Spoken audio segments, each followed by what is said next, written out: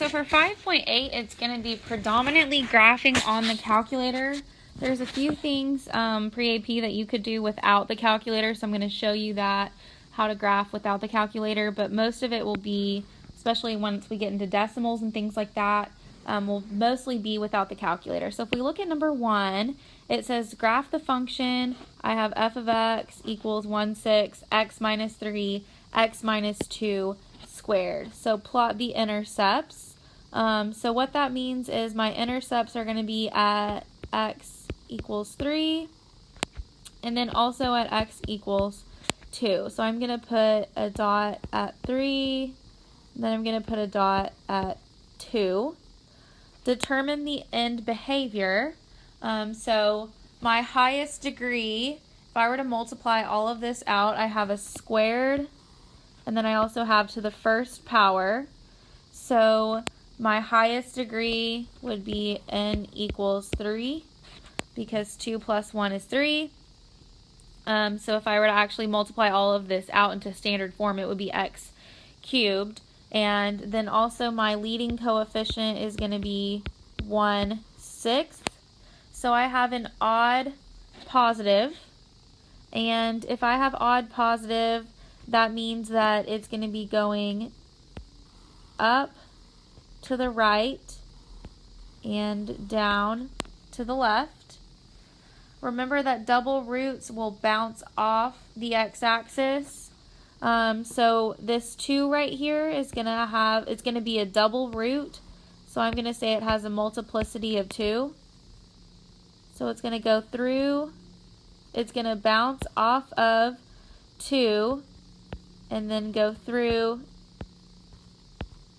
3. If I can graph this. So it bounces off 2 and then comes up through 3. So it touches the x-axis at 2, bounces off, and then touches, or it goes through x equals 3.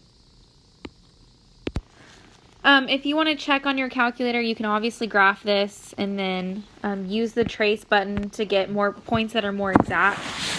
This is how you would do it without the calculator. So we're going to look at number 2, same kind of thing.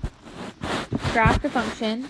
So I have my zeros are going to be at x equals a -2 and x equals 1 with a multiplicity of 2.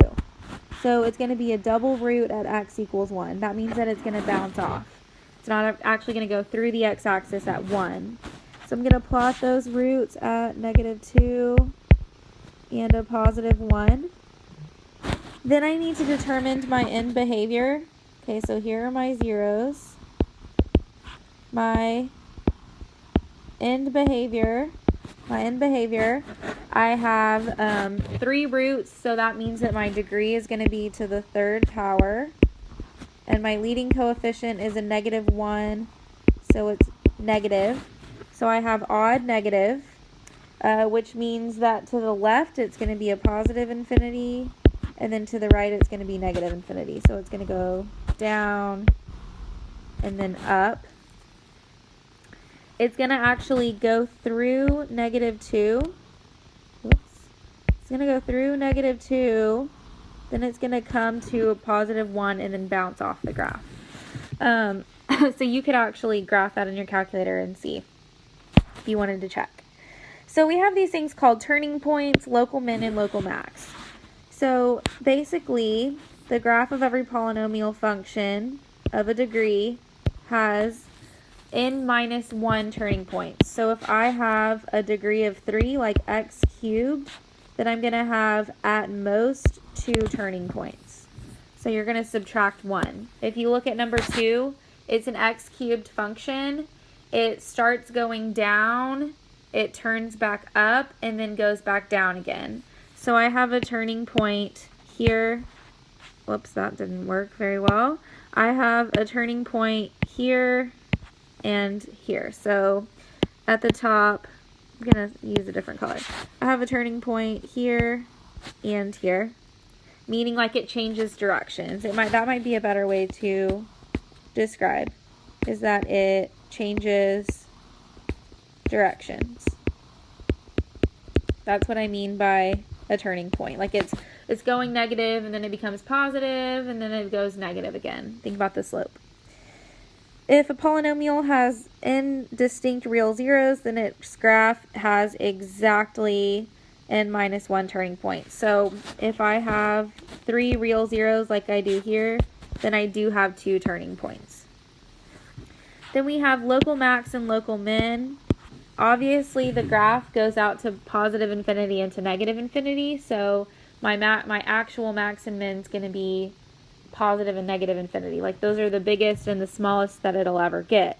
However, I can have these things called local maxes and mins. So for instance, my max on number 2, my max could be somewhere here, and my min could be here. And all that means is relative to all the other points, like besides positive and negative infinity, where is it the smallest and where is it the biggest? And those are usually going to be your turning points. So if we look at number 3, I'm going to graph that function. I'm going to use my calculator to find any whole numbers. So I want you to type that into your calculator right now. Pause the video and do that because I promise you're going to need to know how to use the calculator. So you can even try putting that into like Mathway or the computer if you're watching it on the computer. We need practice being able to decide what the real zeros are. So go ahead and do that right now. And then you'll see, okay, actually we're not going to use that example. We changed it and it's in the notes that we changed it. I'm a terrible person. It should be x to the 4th minus 3x squared minus 4. So if you type that in your calculator, my apologies. So you're going to end up, now put this in your calculator. You're going to see that you have whole roots at -2 and +2. So it really only goes through the x-axis twice, but it's x to the 4th power. So that means that I am going to have 4 roots. So I need to find those other 2. So I'm going to use synthetic division to divide out the real ones. So let's start with -2. Why not? And I'm going to list out my coefficients. So I have 1x to the 4th. I don't have an x cubed, so I'm going to put a 0 there. -3x squared. I don't have an x, so I'm going to put a 0 there. And then -4. Bring that down. I have 1, -2, -2, 4, 1, -2, -2, 4, 0. Then I'm going to use synthetic division again. So I'm going to use it one more time. And I hope you have more room than I do. That's what I get for trying to zoom out and just do it all in one page. Makes me lazy. 2, 0, 0, 1, 2, 0. Good. So I have 1, 0, 1. I've done synthetic division twice, so it went, when I did it once, it became x cubed. When I did it again, it became x squared. So I would write this as x squared plus 0x plus 1. So x squared plus 1. Write that out here. And that equals 0. So I need to use my methods to solve the remaining quadratic. I can either factor or use the quadratic formula. I can't factor this. I actually can just set it equal to 0 and solve because there's only 2 terms. So I can say that x squared equals -1, square root it. So then I get x is equal to plus or minus. -1 becomes an I, and then the square root of 1 is just 1, so plus or minus I. So my 4 solutions would be x equals -2, x equals 2, x equals I, x equals -I. And I'm going to graph, so I'm going to plot my points at -2 and +2. And there was a y-intercept at 4. If you wanted to see, just check it on your graph. End behavior would be both positive because it's an even positive. So even positive means it goes to positive infinity, positive infinity. And so that would be number 3. Number 4, we're going to do the same kind of thing. So basically, I'm just going to use my calculator to find the zeros.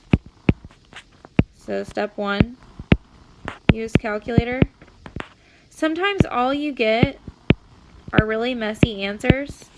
And when you have all messy answers, like all decimals, and I'm going to specify, so I'm going to tell you when I want you to do the factors and when I want you to just write down what the calculator gives you.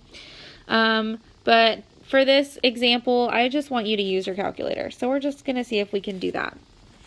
When you calculate, so when you put it in your calculator, you should get zeros at x equals negative 1.14, x equals 0.29, x equals 1.82, and x equals 5.03. Then I'm going to look for my max and my min.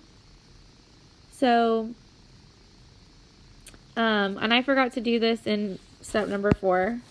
So if I were to put it in my calculator, I would have a max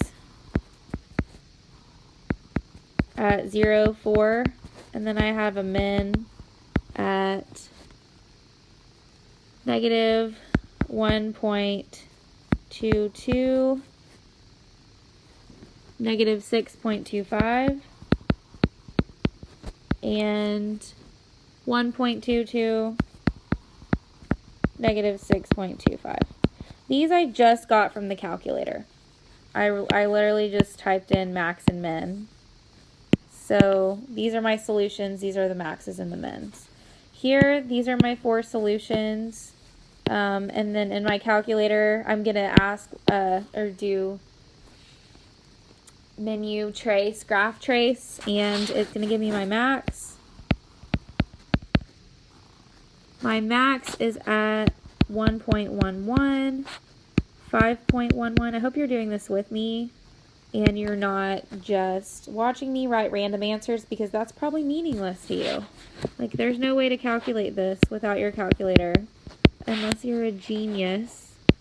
So min is at negative 0.57 and negative 6.51.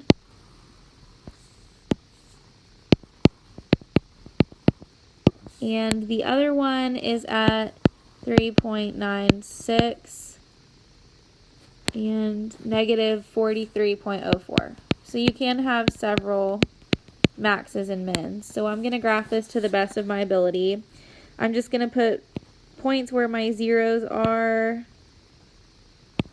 Should have made this bigger. 2, 3, 4, 5. And the end behavior, it is even and positive, so I do know that it's going to go up and up. There's no double roots, so it looks something like this. Nope, it goes down. It goes down further. Negative 43 definitely goes down further than that. So it goes down to negative 43, but my graph kind of stops. Okay, lastly, number 5. I'm going to do the same thing. I'm going to use my calculator to find my zeros.